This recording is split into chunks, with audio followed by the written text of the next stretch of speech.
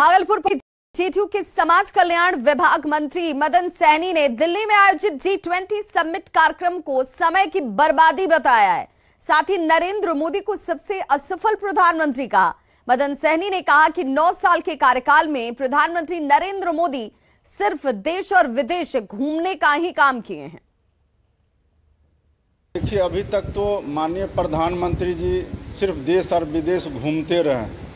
फायदा के नाम पर तो हम लोग जीरो समझते हैं। उनका जो अगर हम लोग आकलन करें 9 साल का, तो हमको नहीं लगता है कि वो अब तक जितने भी देश में प्रधानमंत्री हुए हैं उससे सबसे ज़्यादा विफल प्रधानमंत्री का अगर सूची तैयार होगा तो ये सबसे निचले पायदान पर रहेंगे। इसलिए हम लोग को लगता है कि G20 का सम्मेलन हो या ये विदेश जाते हो, ये अपना समय तो बर्बाद करते ही हैं, देश का भी समय बर्बाद कर रहे हैं। तो बीजेपी ने मदन सहनी के बयान पर हमला किया तो महागठबंधन के नेताओं ने बीजेपी पर ही पलटवार किया। इस तरह की राजनीति से बचना चाहिए। इस संबंध में जो राजनीति की जा रही है, जो यह राजनीति रूप से भारतीय जनता पार्टी इसका इस्तेमाल कर रही है, किसी भी दृष्टिकोण से उचित नहीं है। प्रधानमंत्री जी हो या भाजपा के लोग, सरकार की विफलताओं को आने के लिए नए नए हथकंडे आजमाते रहते हैं। G20 में शामिल सभी देशों को आयोजन करने का मौका मिलता है। इस बार भारत को मौका मिला, लेकिन इसकी ब्रांडिंग और मार्केटिंग ऐसे की जा रही है जैसे ये सब कुछ मुमकिन हो पाया है सिर्फ प्रधानमंत्री जी की वजह से।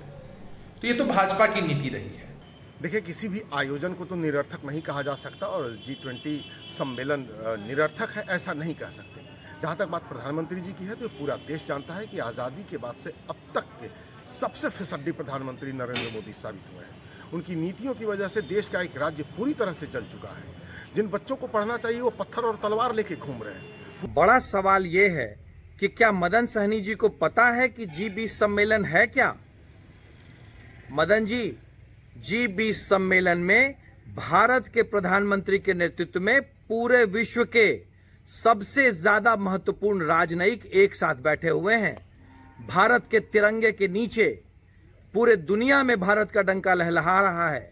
शायद आपकी समझ में अभी तक नहीं आ पाया था कि G20 सम्मेलन है क्या। सीआईडी ने टीडीपी प्रमुख और आंध्र प्रदेश के पूर्व सीएम एन चंद्रबाबू नायडू को गिरफ्तार कर लिया है। भ्रष्टाचार के मामले में उनकी गिरफ्तारी की गई है। एन चंद्रबाबू नायडू के बेटे नारा लोकेश को भी पूर्वी गोदावरी जिले में हिरासत में लिया गया। आपको बताते चलें कि चंद्रबाबू नायडू पर 350 करोड़ रुपए कौशल विकास घोटाले का आरोप लगा है और इसी बाबत उनकी गिरफ्तारी की गई है। सीआईडी ने चंद्रबाबू नायडू और उनके बेटे को पूर्व मुख्यमंत्री एन चंद्रबाबू